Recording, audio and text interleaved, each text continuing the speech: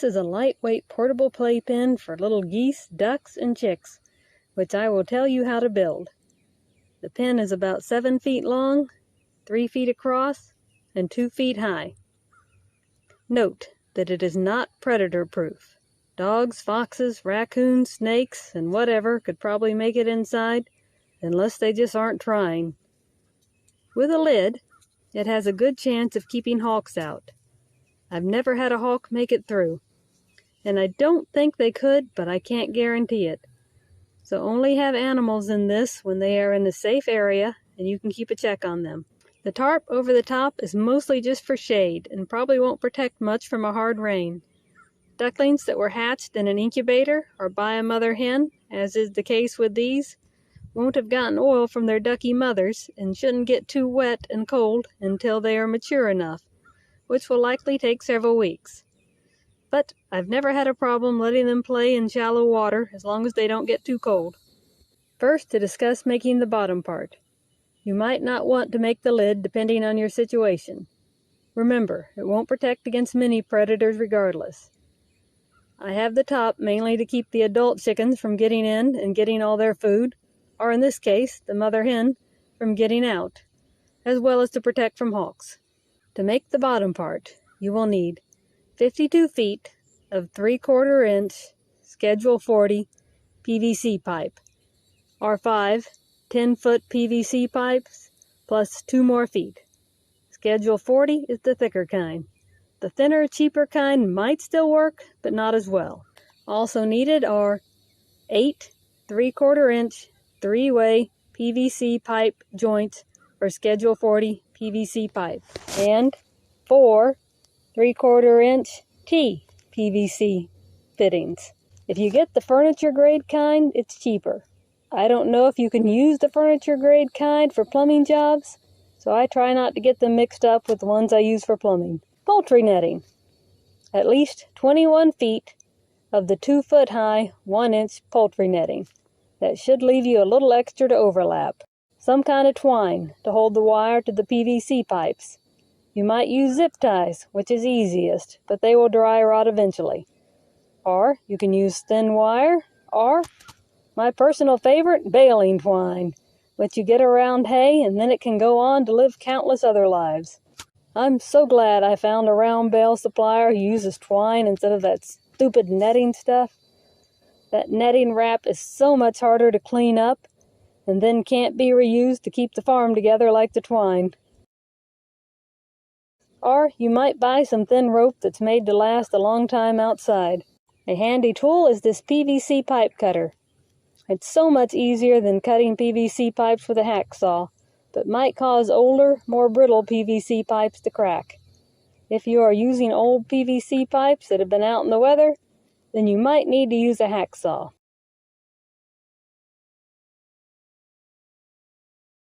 First, to cut the PVC pipes. Assuming you have 10-foot PVC pipes, cut 4 of them into 3 pieces. 2 42 inches, and the remaining part should be 3 feet. You can cut 42 inches from one end and then 42 inches from the other, and have the 3 feet part in the middle. So, from 4 10-foot PVC pipes, you get 8 42-inch pieces and 4 3-foot pieces. I've noticed some PVC pipes are a little more than 10 feet, but it doesn't hurt for the pieces to be a little off. It just won't be perfectly squared.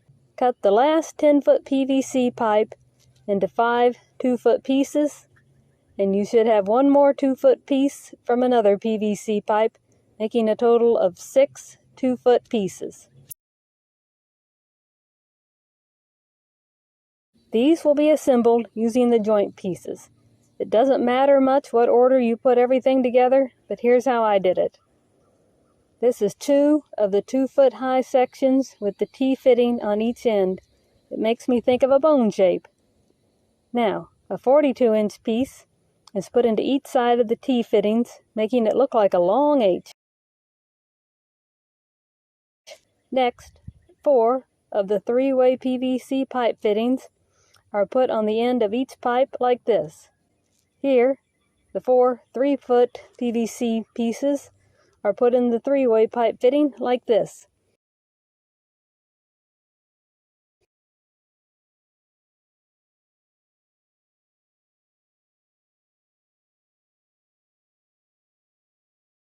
Now I put in the remaining 4 2-foot pieces like this.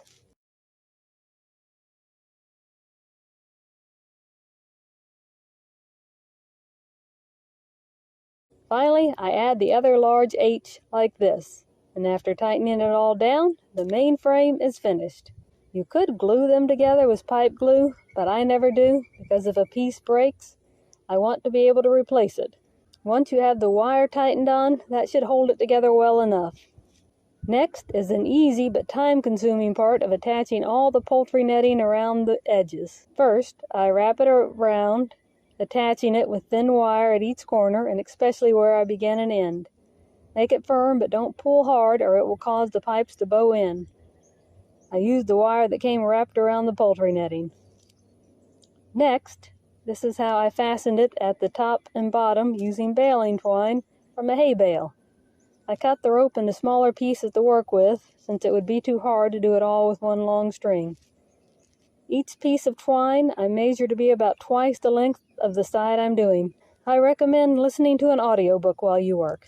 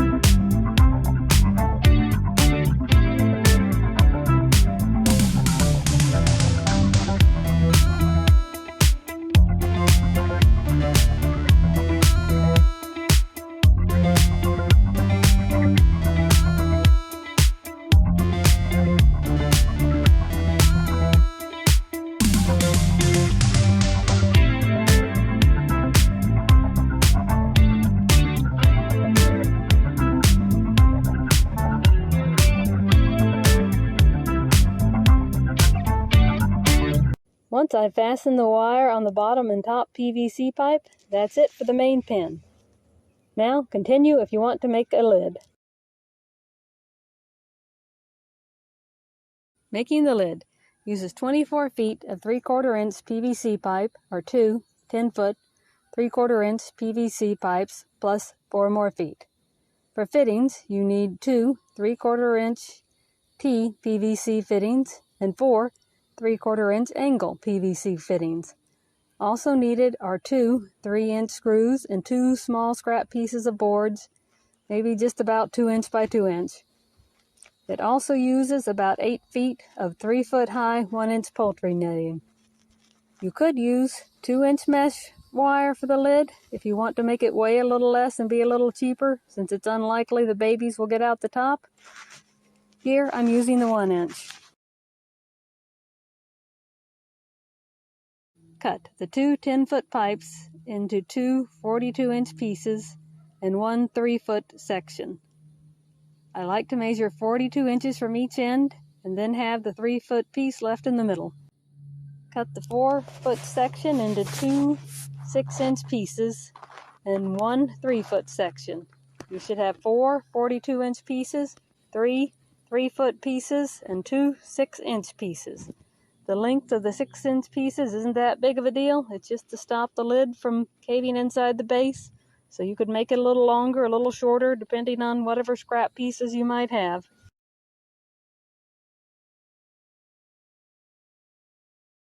Again, I start by making a bone shape by putting the T-connectors on each end of the 3-foot long sections.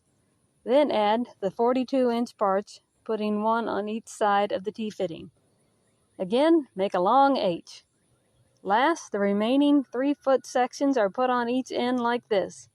It looks kind of like an 8 you would see on a microwave clock, or 2 squares joined together. Tighten it all down and then add poultry netting across the top. Fasten it on both ends and weave the 2 sides of the wire to each opposite PVC pipes with baling twine or whatever else you are using. I did it the same as I did the base. Again, you want it firm, but don't pull too tightly or it will cause the pipes to bow.